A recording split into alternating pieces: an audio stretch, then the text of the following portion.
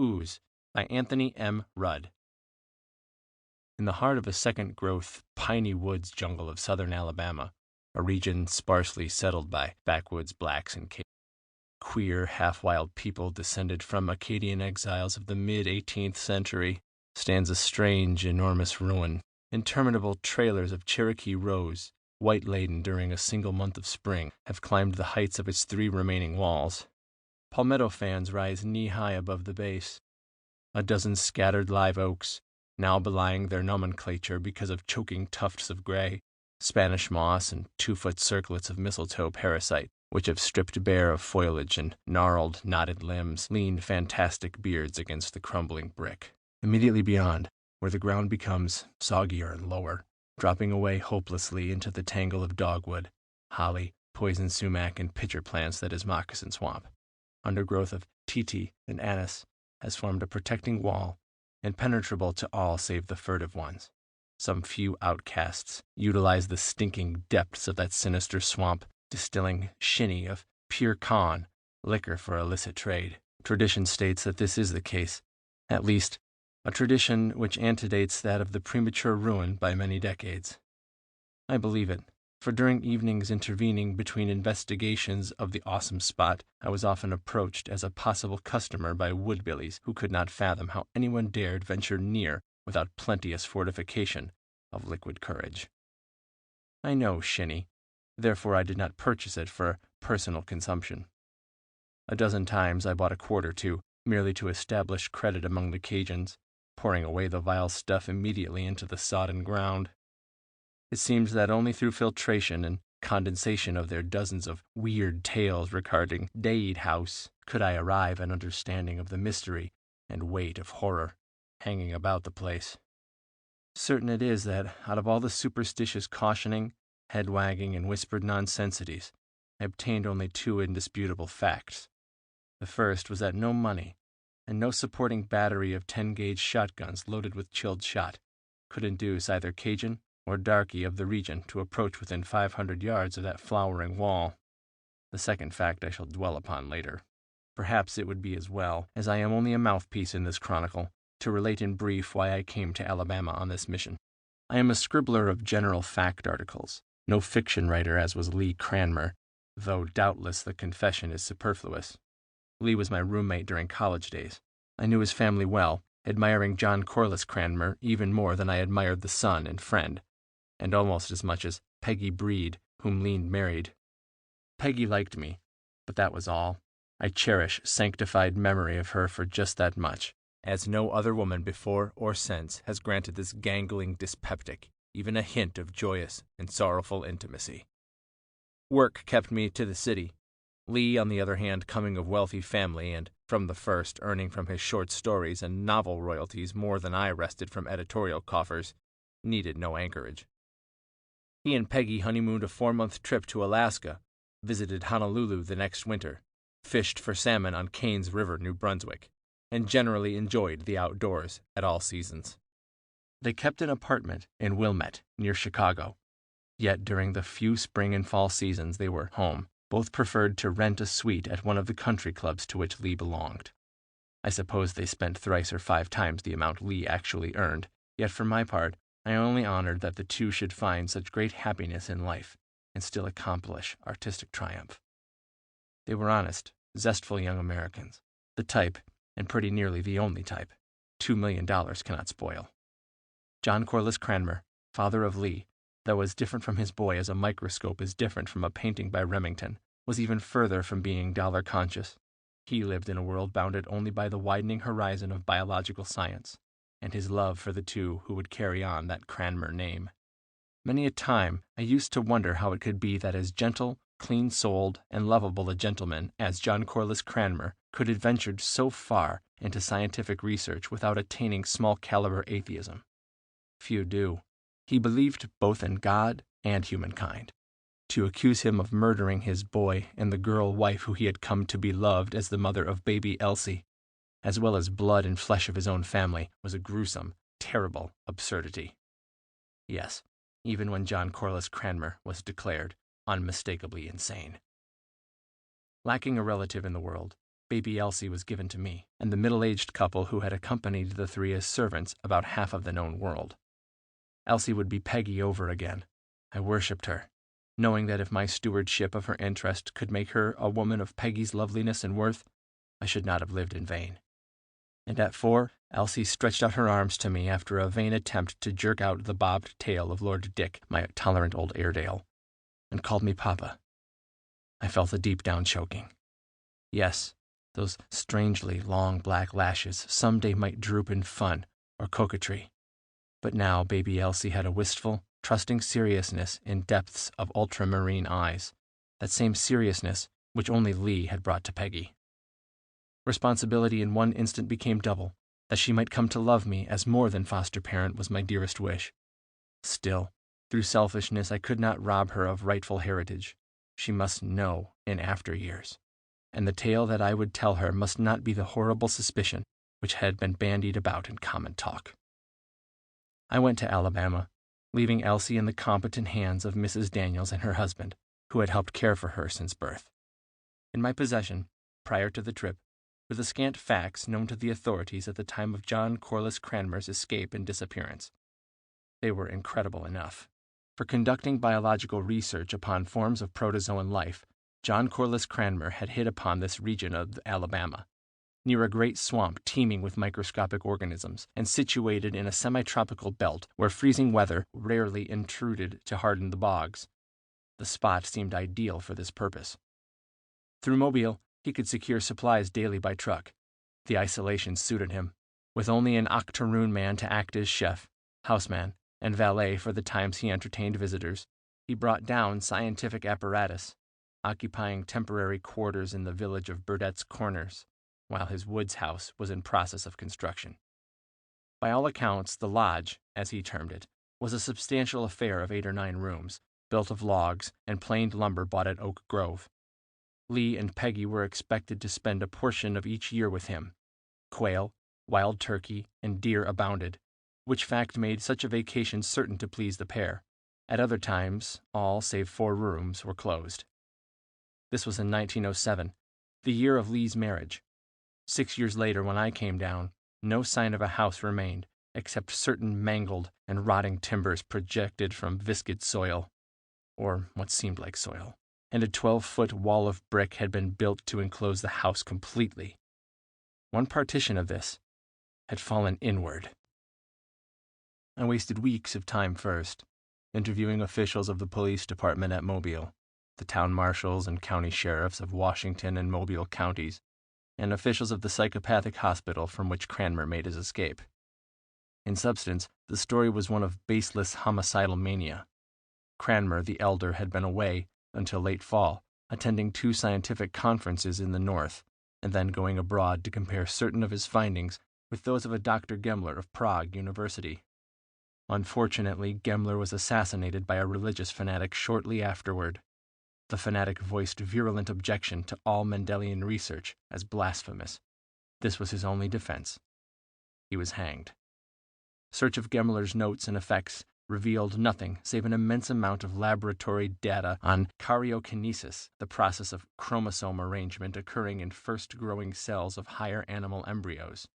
Apparently, Cranmer had hoped to develop some similarities, or point out differences between hereditary factors occurring in lower forms of life and those half demonstrated in the cat and monkey. The authorities had found nothing that helped me. Cranmer had gone crazy. Was that not sufficient explanation? Perhaps it was for them, but not for me and Elsie. But to the slim basis of fact I was able to unearth, no one wondered when a fortnight passed without appearance of any person from the lodge. Why should anyone worry? A provision salesman in Mobile called up twice, but failed to complete the connection. He merely shrugged. The Cranmers had gone away somewhere on a trip. In a week, a month, a year they would be back. Meanwhile he lost commissions. But what of it? He had no responsibility for those queer nuts up there in the piney woods. Crazy? Of course. Why should any guy with millions to spend shut himself up among the Cajuns and draw microscoped and large notebook pictures of what the salesman called germs? A stir was aroused at the end of the fortnight, but the commotion confined itself to building circles. 20 carloads of building brick 50 bricklayers, and a quarter-acre of fine meshed wire, the sort used for screening off pens of rodents and small marsupials in a zoological garden, were ordered. "Damn expense! Hurry!" by an unshaved, tattered man who identified himself, with difficulty, as John Corliss Cranmer. He looked strange even then. A certified check for the total amount, given in advance, and another check of absurd size slung toward a labor entrepreneur, silenced objection, however. These millionaires were apt to be flighty. When they wanted something, they wanted it at tap of the bell. Well, why not drag down the big profits? A poorer man would have been jacked up in a day. Cranmer's fluid gold bathed him in immunity to criticism. The encircling wall was built, and roofed with wire netting which drooped about the squat pitch of the lodge. Curious inquiries of workmen went unanswered until the final day. Then Cranmer, a strange, intense apparition who showed himself more shabby than a quay derelict, assembled every man-jack of the workmen. In one hand he grasped a wad of blue slips, 56 of them. In the other he held a Luger automatic. "I offer each man $1,000 for silence," he announced. "As an alternative, death. You know little. Will all of you consent to swear upon your honor that nothing which has occurred here will be mentioned elsewhere? By this I mean absolute silence. You will not come back here to investigate anything. You will not tell your wives. You will not open your mouths even upon the witness stand in case you are called. My price is 1,000 apiece. In case one of you betrays me, I give you my word that this man shall die. I am rich. I can hire men to do murder. Well, what do you say?" The men glanced apprehensively about. The threatening Luger decided them. To a man they accepted the blue slips, and, save for one witness who lost all sense of fear and morality in drink, none of the 56 has broken his pledge as far as I know. That one bricklayer died later, in delirium tremens. They found him the first time, mouthing meaningless phrases concerning an amoeba, one of the tiny forms of protoplasmic life he was known to have studied. Also, he leaped into a hysteria of self-accusation. He had murdered 2 innocent people. The tragedy was his crime. He had drowned them in ooze. Ah, God! Unfortunately for all concerned, Cranmer, dazed and indubitably stark insane, chose to perform a strange travesty on fishing 4 miles to the west of his lodge on the further border of Moccasin Swamp. His clothing had been torn to shreds, his hat was gone, and he was coated from head to foot with gluey mire. It was far from strange that the good folk of Shanksville, who never had glimpsed the eccentric millionaire, failed to associate him with Cranmer. They took him in, searched his pockets, finding no sign save an inordinate sum of money, and then put him under medical care. 2 precious weeks elapsed before Dr. Quirk reluctantly acknowledged that he could do nothing more for this patient, and notified the proper authorities. Then much more time was wasted. Hot April and half of still hotter May passed by before the loose ends were connected.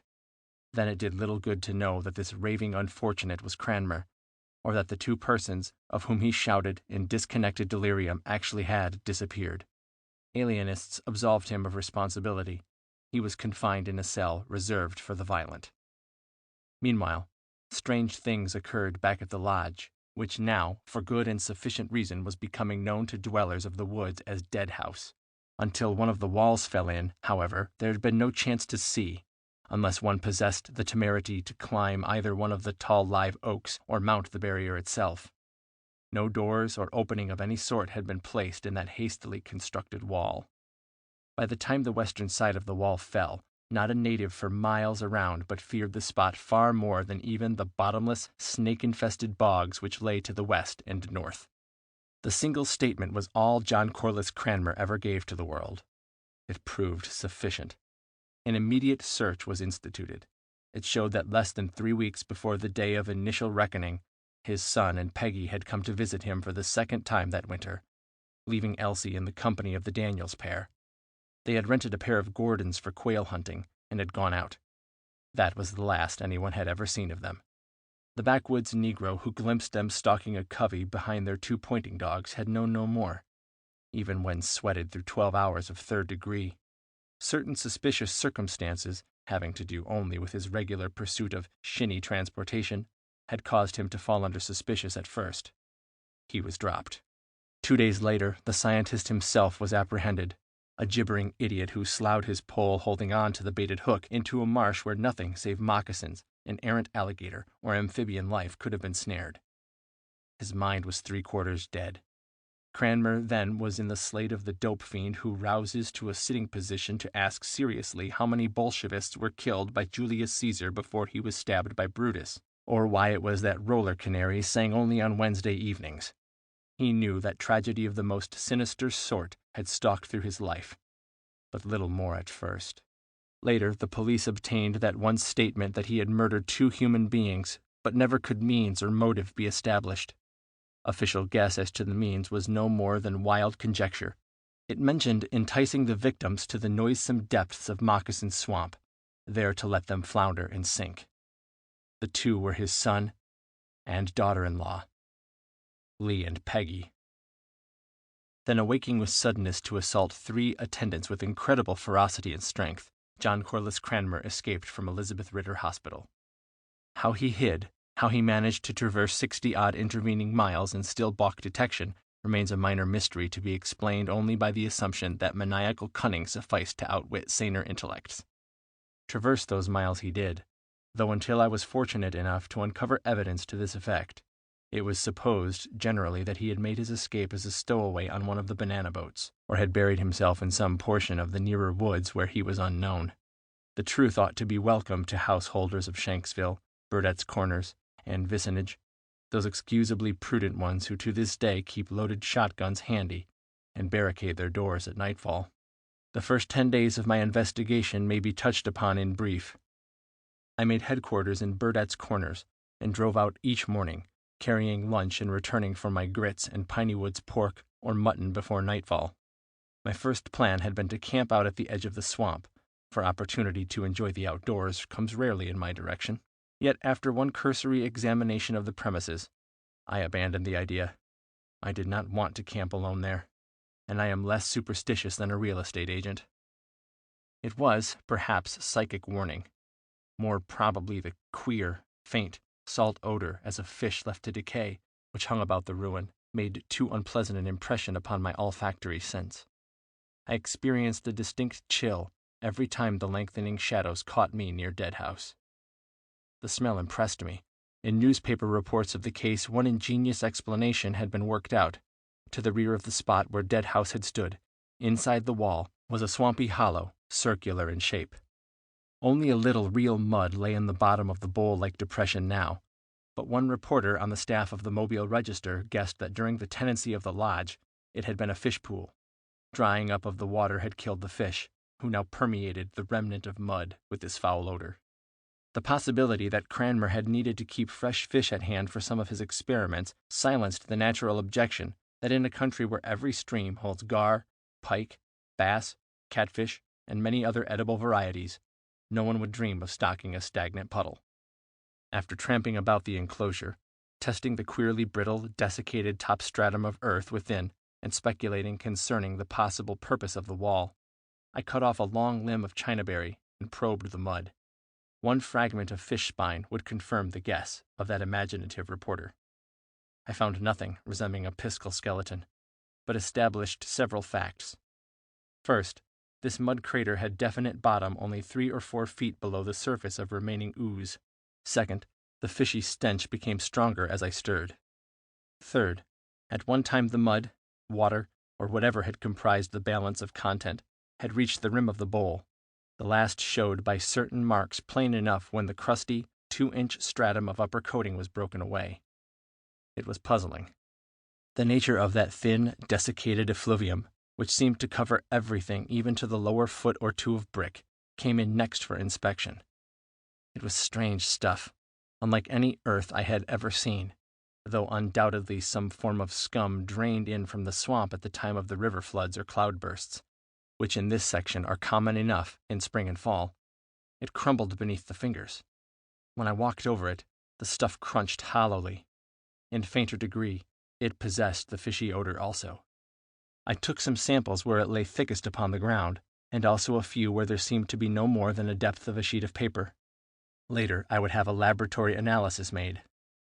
Apart from any possible bearing the stuff might have upon the disappearance of my three friends, I felt the tug of article interest, that wonder over anything strange or seemingly inexplicable which lends the hunt for fact a certain glamour and romance all its own. To myself, I was going to have to explain sooner or later just why this layer covered the entire space within the walls and was not perceptible anywhere outside. The enigma could wait, however, or so I decided. Far more interesting were the traces of violence apparent on wall and what once had been a house. The latter seemed to have been ripped from its foundations by a giant hand, crushed out of semblance to a dwelling, and then cast in fragments about the base of wall, mainly on the south side, where heaps of twisted, broken timbers lay in profusion. On the opposite side there had been such heaps once, but now only charred sticks, coated with that gray-black, omnipresent coat of desiccation, remained. These piles of charcoal had been sifted and examined most carefully by the authorities, as one theory had been advanced that Cranmer had burned the bodies of his victims. Yet no sign whatever of human remains was discovered. The fire, however, pointed out one odd fact which controverted the reconstructions made by detectives months before. The latter, suggesting the dried scum to have drained in from the swamp, believed that the house timbers had floated out to the sides of the wall, there to arrange themselves in a series of piles. The absurdity of such a theory showed even more plainly by the fact that, if the scum had filtered through in such a flood, the timbers most certainly had been dragged into piles previously. Some had burned, and the scum coated their charred surfaces. What had been the force which had torn the lodge to bits as if in spiteful fury? Why had the parts of the wreckage been burned, the rest to escape? Right here, I felt, was the keynote to the mystery. Yet I could imagine no explanation that John Corliss Cranmer himself, physically sound, yet a man who for decades had led a sedentary life, could have accomplished such a destruction, unaided, was difficult to believe. I turned my attention to the wall, hoping for evidence which might suggest another theory. The wall had been made an example of the worst snide construction. Though little more than a year old, the parts left standing showed evidence that they had begun to decay the day the last brick was laid. The mortar had fallen from the interstices. Here and there a brick had cracked and dropped out. Fibrils of the climbing vines had penetrated crevices, working for early destruction. And one side already had fallen. It was here that the first glimmering suspicion of the terrible truth was forced upon me. The scattered bricks, even those which had rolled inward toward the gaping foundation ledge, had not been coated with scum. This was curious, yet it could be explained by surmise that the flood itself had undermined this weakest portion of the wall. I cleared away a mass of brick from the spot on which the structure had stood. To my surprise, I found it exceptionally firm. Hard red clay lay beneath. The flood conception was faulty. Only some great force, exerted from inside or outside, could have wreaked such destruction. When careful measurement, analysis, and deduction convinced me, mainly from the fact that the lowermost layers of brick had all fallen outward, while the upper portions toppled in, I began to link up this mysterious and horrific force with the one that had rent the lodge asunder. It looked as though a typhoon or gigantic centrifuge had needed elbow room in ripping down the wooden structure, but I got nowhere with the theory, though in ordinary affairs I am called a man of too great imaginative tendencies. No less than 3 editors have cautioned me on this point. Perhaps it was the narrowing influence of great personal sympathy. Yes, and love. I make no excuses, though. Beyond a dim understanding that some terrific, implacable force must have made this spot its playground, I ended my 9th day of note-taking and investigation almost as much in the dark as I had been while 1,000 miles away in Chicago. Then I started among the darkies and Cajuns. A whole day I listened to yarns of the days which preceded Cranmer's escape from Elizabeth Ritter Hospital, days in which furtive men sniffed poisoned air for miles around Deadhouse, finding the odor intolerable. Days in which it seemed none possessed nerve enough to approach close. Days when the most fanciful tales of medieval superstitions were spun. These tales I shall not give. The truth is incredible enough. At noon upon the 11th day, I chanced upon Rory Pilaran, a Cajun, and one of the least prepossessing of all with whom I had come in contact. Chanced, perhaps, is a bad word. I had listed every dweller in the woods within a 5-mile radius. Rory was 16th on my list. I went to him only after interviewing all 4 of the crab ears and 2 whole families of pichons, and Rory regarded me with the utmost suspicion until I made him a present of the 2 quarts of shinny purchased of the pichons. Because long practice had perfected me in the technique of seeming to drink another man's awful liquor. No, I'm not an absolute prohibitionist. Fine wine or 12-year in-cask bourbon whiskey arouses my definite interest. I fooled Pylaron from the start. I shall omit preliminaries, and leap to the first admission from him that he knew more concerning Deadhouse and its former inmates than any of the other darkies or Cajuns roundabout. But I ain't talking. Sacre, if I should open my gab, what might fly out? It is for keeping silent. You're damn right. I agreed. He was a wise man, educated to some extent in the queer schools and churches maintained exclusively by Cajuns in the depths of the woods, yet naive withal. We drank, and I never had to ask another leading question. That made him want to interest me, and the only extraordinary in this whole neck of the woods was the dead house. 3/4 of a pint of acrid, nauseous fluid, and he hinted darkly. A pint, and he told me something I could scarcely believe. Another half-pint, but I shall give his confession in condensed form. He had known Joe Sibley, the octoroon chef, houseman, and valet who served Cranmer. Through Joe, Rory had furnished certain indispensables in way of food to the Cranmer household. At first, these saleable articles had been exclusively vegetable: white and yellow turnip, sweet potatoes, corn and beans, but later, meat. Yes, meat especially. Whole lambs, slaughtered and quartered. The coarsest variety of Piney Woods pork and beef, all in immense quantity. In December of the fatal winter, Lee and his wife stopped down at the lodge for 10 days or thereabouts. They were en route to Cuba at the time, intending to be away 5 or 6 weeks. Their original plan had been to wait over a day or so in the Piney Woods, but something caused an amendment to the scheme. The 2 dallied. Lee seemed to have become vastly absorbed in something, so much absorbed that it was only when Peggy insisted upon continuing their trip that he could tear himself away. It was during those 10 days that he began buying meat. Meager bits of it at first: a rabbit, a pair of squirrels, or perhaps a few quail beyond the number he and Peggy shot. Rory furnished the game, thinking nothing of it except that Lee paid double prices, and insisted upon keeping the purchases secret from other members of the household. "I'm putting it across on the governor, Rory," he said once with a wink. "Gonna give him the shock of his life, so you mustn't let on, even to Joe, about what I want you to do. Maybe it won't work out, but if it does, Dad'll have the scientific world at his feet. He doesn't blow his own horn anywhere near enough, you know." Rory didn't know. Hadn't a suspicion what Lee was talking about. Still, if this rich, young idiot wanted to pay him $50 in good silver coin for a quail that anyone, himself included, could knock down with a 5-cent shell, Rory was well satisfied to keep his mouth shut. Each evening he brought some of the small game, and each day Lee Cranmer seemed to have use for an additional quail or so. When he was ready to leave for Cuba, Lee came forward with the strangest of propositions. He fairly whispered his vehemence and desire for secrecy. He would tell Rory, and he would pay the Cajun $500, half in advance and half at the end of 5 weeks when Lee himself would return from Cuba, provided Rory agreed to adhere absolutely to a certain secret program. The money was more than a fortune to Rory. It was undreamt of affluence. The Cajun acceded. "He was telling me, then, how old man had raised some kind of pet," Rory confided, "and wanted to get shed of it. So he give it to Lee, telling him to kill it, but Lee was sot on fooling him. What I ask you is, what kind of pet is it what lives down in the mud sinking and eats a couple hogs every night?" I couldn't imagine, so I pressed him for further details. Here, at last, was something which sounded like a clue. He really knew too little. The agreement with Lee provided that if Rory carried out the provisions exactly, he should be paid extra and at his exorbitant scale of all additional outlay when Lee returned. The young man gave him a daily schedule which Rory showed. Each evening he was to procure, slaughter, and cut up a definite and growing amount of meat. Every item was checked, and I saw that they ran from 5 pounds up to 40. "What in heaven's name did you do with it?"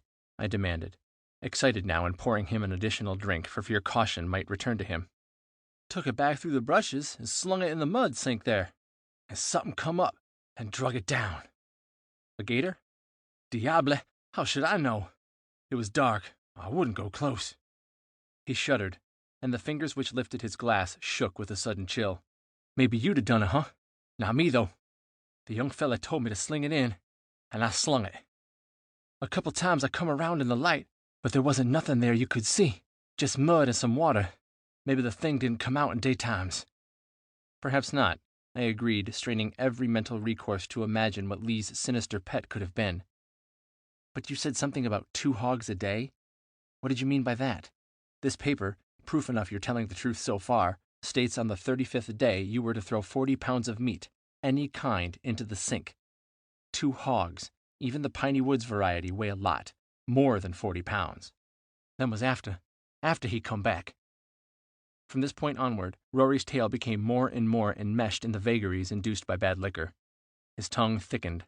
I shall give his story without attempt to reproduce further verbal barbarities, or the occasional prodding I had to give in order to keep him from maundering into foolish jargon. Lee had paid munificently. His only objection to the manner in which Rory had carried out his orders was that the orders themselves had been deficient. The pet, he said, had grown enormously. It was hungry, ravenous. Lee himself had supplemented the fare with huge pails of scraps from the kitchen. From that day, Lee purchased from Rory whole sheep and hogs. The Cajun continued to bring the carcasses at nightfall, but no longer did Lee permit him to approach the pool. The young man appeared chronically excited. He had a tremendous secret, one the extent of which even his father did not guess, and one which would astonish the world. Only a week or 2 more, and he would spring it. First, he would have to arrange certain data. Then came the day when everyone disappeared from Deadhouse. Rory came around several times, but concluded that all of the occupants had folded tents and departed, doubtless taking their mysterious pet along. Only when he saw from a distance Joe, the octoroon servant, returning along the road on foot toward the lodge, did his slow mental processes begin to ferment. That afternoon, Rory visited the strange place for the next to last time. He did not go to the lodge himself, and there were reasons. While still some hundreds of yards away from the place, a terrible, sustained screaming reached his ears. It was faint, yet unmistakably the voice of Joe. Throwing a pair of No. 2 shells into the breech of his shotgun, Rory hurried on, taking his usual path through the brush at the back. He saw, and as he told me, even shinny drunkenness fled his chattering tones. Joe, the octoroon. Aye, he stood in the yard, far from the pool into which Rory had thrown the carcasses, and Joe could not move. Rory failed to explain in full, but something, a slimy, amorphous something, which glistened in the sunlight, already engulfed the man to his shoulders. Breath was cut off. Joe's contorted face writhed with horror and beginning suffocation. One hand, all that was free of the rest of him, beat feebly upon the rubbery, translucent thing that was engulfing his body. Then Joe sank from sight. 5 days of liquored indulgence passed before Rory, along in his shaky cabin, convinced himself that he had seen a fantasy born of alcohol.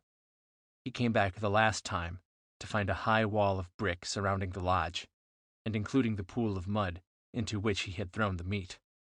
While he hesitated, circling the place without discovering an opening, which he would not have dared to use, had he even found it, a crashing, tearing of timbers and persistent sound of awesome destruction came from within.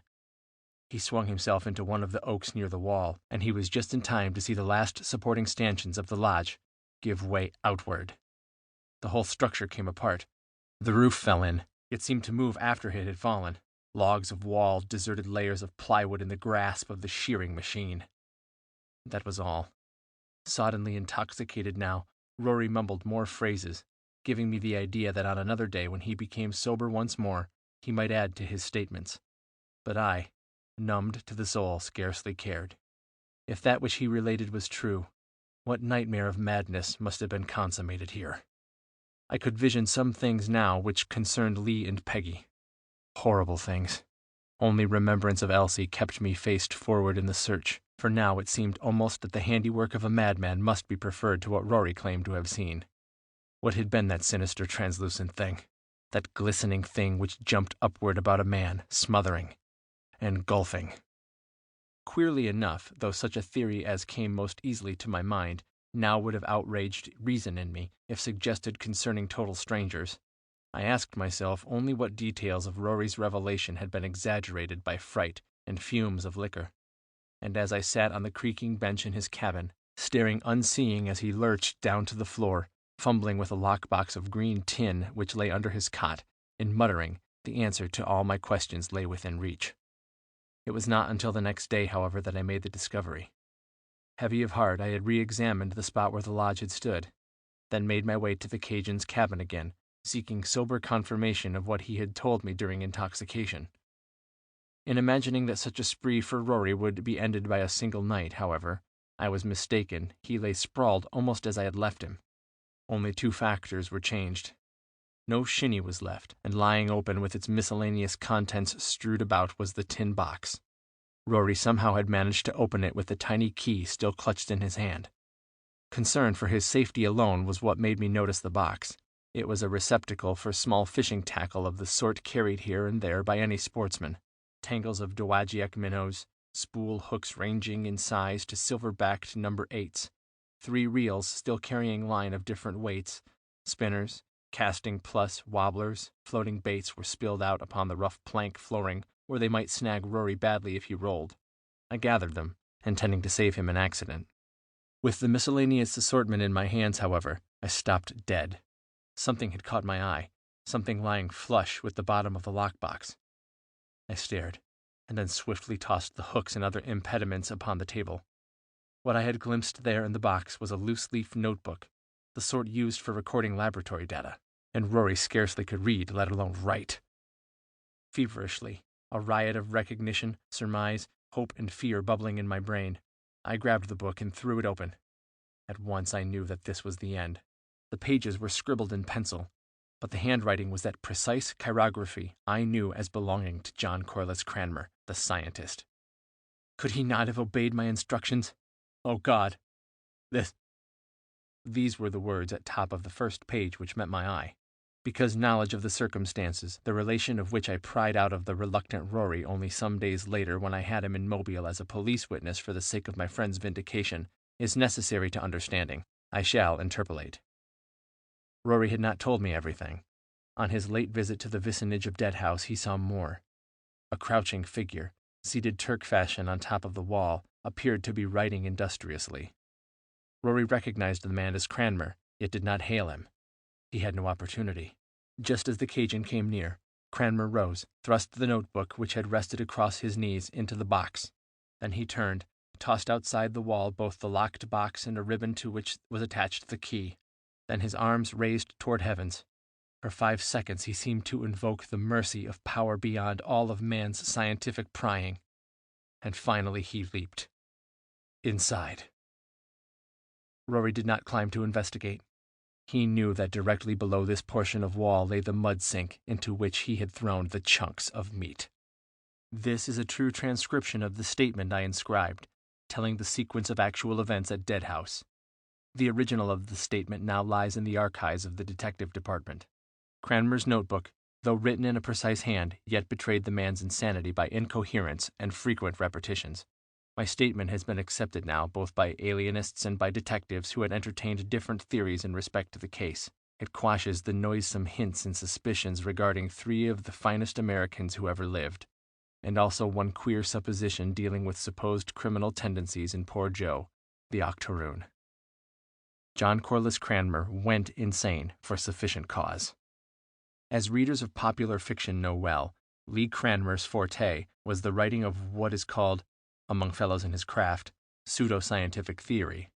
In plain words, this means a yarn based upon solid fact in the field of astronomy, chemistry, anthropology, or whatnot, which carries to logical conclusion improved theories of men who devote their lives to searching out further nadirs of fact. In certain fashion, these men are allies of science.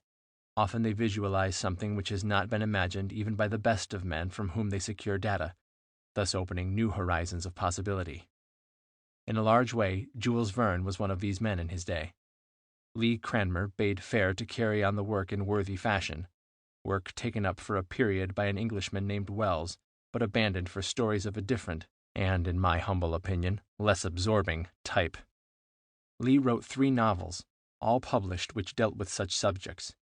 2 of the 3 secured from his father's labors, and the other speculating upon the discovery and possible uses of interatomic energy.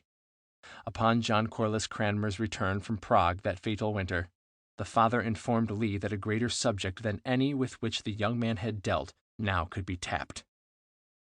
Cranmer, Sr., had devised a way in which the limiting factors in protozoic life and growth could be nullified. In time, and with cooperation of biologists who specialized upon karyokinesis and embryology of higher forms, he hoped, to put the theory in pragmatic terms, to be able to grow swine the size of elephants, quail or woodcock with breasts from which 100 weight of white meat could be cut away, and steers whose dehorned heads might butt at the 3rd story of a skyscraper. Such result would revolutionize the methods of food supply, of course. It also would hold out hope for all undersized specimens of humanity, provided only that if factors inhibiting growth could be deleted, some methods of stopping gianthood also could be developed. Cranmer the Elder, through use of an undescribed, in the notebook, growth medium of which one constituent was agar-agar, and the use of radium emanations, had succeeded in bringing about apparently unrestricted growth to the paramecium protozoan, certain of the vegetable growths, among which were bacteria, and in the amorphous cell of protoplasm known as the amoeba, the last a single cell containing only a nucleolus, nucleus, and a space known as the contractile vacuole, which somehow aided in throwing off particles impossible to assimilate directly. This point may be remembered in respect to the piles of lumber near the outside walls surrounding Deadhouse. When Lee Cranmer and his wife came south to visit, John Corliss Cranmer showed his son an amoeba, normally an organism visible under a low-power microscope, which he had absolved from natural growth inhibitions. This amoeba, a rubbery amorphous mass of protoplasm, was the size then of a large beef liver. It could have been held in 2 cupped hands, placed side by side. "How large could it grow?" asked Lee, wide-eyed and interested. "Well, so far as I know," answered his father, "there's no limit now. It might, if it got food enough, grow to be as big as the Masonic Temple. But take it out and kill it. Destroy the organism utterly, burning the fragments, else there is no telling what might happen. The amoeba, as I have explained, reproduces by simple division. Any fragment remaining might be dangerous." Lee took the rubbery translucent giant cell, but he did not obey orders. Instead of destroying it as his father had directed, Lee thought out a plan. Suppose he should grow this organism to tremendous size. Suppose, when the tale of his father's accomplishment were spread, an amoeba of many tons weight could be shown in evidence. Lee, of somewhat sensational cast of mind, determined instantly to keep secret the fact that he was not destroying the organism, but encouraging its further growth. Thought of possible peril never crossed his mind. He arranged to have the thing fed, allowing for normal increase of size in an abnormal thing. It fooled him only by growing much more rapidly. When he came back from Cuba, the amoeba practically filled the whole of the mud sink hollow. He had to give it much greater supplies. The giant cell came to absorb as much as 2 hogs in a single day. During daylight, while hunger still was appeased, it never emerged, however. That remained for the time that it could secure no more food near at hand to satisfy its ravenous and increasing appetite. Only instinct for the sensational kept Lee from telling Peggy, his wife, all about the matter. Lee hoped to spring a coup which would immortalize his father and surprise his wife terrifically. Therefore he kept his own counsel and made bargains with the Cajun, Rory, who supplied food daily for the shapeless monster of the pool. The tragedy itself came suddenly and unexpectedly. Peggy, feeding the 2 Gordon setters that Lee and she used for quail hunting, was in the lodge yard before sunset. She romped alone as Lee himself was dressing. Of a sudden, her screams cut the air. Without her knowledge, 10-foot pseudopods, those flowing tentacles of protoplasm sent forth by the sinister occupant of the pool, slid out and around her pâtéed ankles. For a moment at first she did not understand. Then the horrid suspicion of truth. Her cries rent the air. Lee, at that time struggling to lace a pair of high shoes, straightened, paled, and grabbed a revolver as he dashed out. In another room, a scientist, absorbed in his note-taking, glanced up, frowned, and then, recognizing the voice, shed his white gown and came out. He was too late to do aught but gasp with horror. In the yard, Peggy was half engulfed in a squamous, rubbery something which at first he could not analyze. Lee, his boy, was fighting with the sticky folds, and slowly, surely, losing his own grip upon the earth. John Corliss Cranmer was by no means a coward. He stared, cried aloud, then ran indoors, seizing the first two weapons which came to hand, a shotgun and hunting knife which lay in sheath in a cartridged belt across hook of the hall tree. The knife was 10 inches in length and razor keen. Cranmer rushed out again. He saw an incandescent fluid, something which as yet he had not had time to classify, lumped into a 6-foot-high center before his very eyes. It looked like one of the microorganisms he had studied, one grown to frightful dimensions. An amoeba. There, some minutes suffocated in the rubbery folds, yet still apparent beneath the glistening ooze of this monster, were 2 bodies. They were dead. He knew it. Nevertheless, he attacked the flowing, senseless monster with his knife. Shot would do no good, and he found that even the deep, terrific slashes made by his knife closed together in a moment and healed. The monster was invulnerable to ordinary attack. A pair of pseudopods sought out his ankles, attempting to bring him low.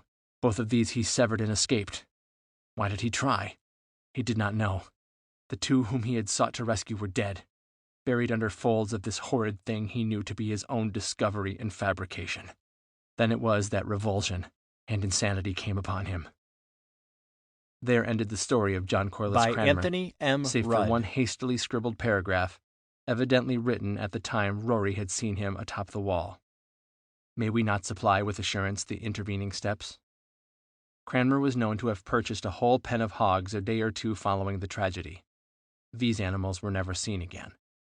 During the time the wall was being constructed, it is not reasonable to assume that he fed the giant organism within to keep it quiet. His scientist brain must have visualized clearly the havoc and horror which could be wrought by the loathsome thing if it were ever driven to hunger to flow away from the lodge and prey upon the countryside. With the wall once in place, he evidently figured that starvation or some other means which he could supply would kill the thing. One of the means had been made by setting fire to several piles of the disgorged timbers. Probably this had no effect whatsoever. The amoeba was to accomplish still more destruction. In the throes of hunger, it threw its gigantic formless strength against the walls from the inside. Then every edible morsel within was house assimilated, the logs, rafters, and other fragments being worked out through the contractile vacuole. During some of its last struggles, undoubtedly, the side wall of brick was weakened, not to collapse, however, until the giant amoeba no longer could take advantage of the breach. In final death lassitude, the amoeba stretched itself out in a thin layer over the ground. There it succumbed, though there is no means of estimating how long a time intervened. The last paragraph in Cranmer's notebook, scrawled so badly that it is possible some words I have not deciphered correctly, reads as follows. In my work I have found the means of creating a monster. The unnatural thing in turn has destroyed my work and those whom I held dear. It is in vain that I assure myself of innocence of spirit. Mine is the crime of presumption. Now, as expedition, worthless though that may be, I give myself. It is better not to think of that last leap and the struggle of an insane man in the grip of the dying monster. The end. End of Ooze. This was recorded by Mr. Mike 79, also known as Mike Golchinski, from Lowell, Michigan, United States of America. Thank you.